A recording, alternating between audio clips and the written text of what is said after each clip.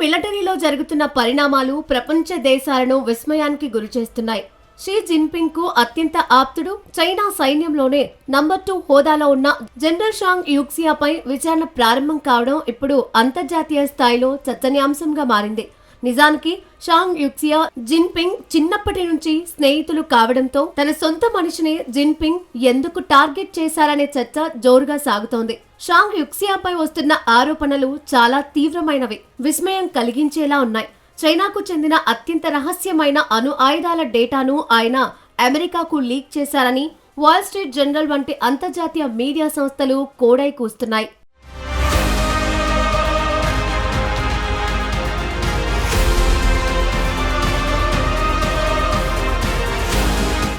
China దగ్గర ఎన్ని అణుబాంబులు ఉన్నాయి, అవి ఏ సాంకేతికతతో పనిచేస్తున్నాయి అనే కీలక సమాచారాన్ని ఆయన శత్రు దేశాలకు చేరవేశారనే వార్త ఇప్పుడు చైనా రక్షణ వ్యవస్థను కుదిపేస్తోంది. దీంతో పాటు మిలిటరీలో కీలక పదవుల కోసం భారీగా లంచాలు తీసుకోవడం, సైన్యంలో జిన్పింగ్ కు వ్యతిరేకంగా ఒక సొంత గ్రూప్ ను తయారు చేస్తున్నారనే అనుమానాలు కూడా ఈ విచారణకు దారితీశాయి. జిన్పింగ్ అధికారంలోకి వచ్చినప్పటి నుండి సైన్యంపై పట్టు సాధించేందుకు అనేక మంది అధికారులను తొలగించినప్పటికీ ఇంత పెద్ద హోదాలో ఉన్న వ్యక్తిపై వేటు వేయడం గత 30 ఏళ్లలో ఇదే మొదటిసారి.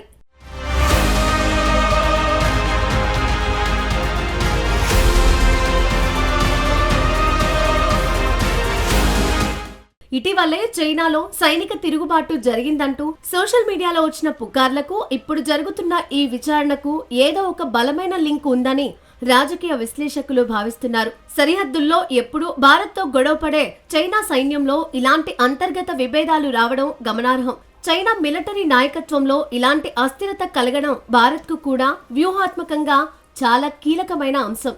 సరిహద్దుల్లో చైనా దూకుడుగా వ్యవహరిస్తున్న తరుణంలో ఆ దేశ అగ్ర సైనికాధికారులపైనే విచారణలు జరపడం వల్ల వారి రక్షణ వ్యూహాలు, నిర్ణయాలు తీసుకునే సామర్థ్యంపై ప్రతికూల ప్రభావం పడే అవకాశం ఉంది.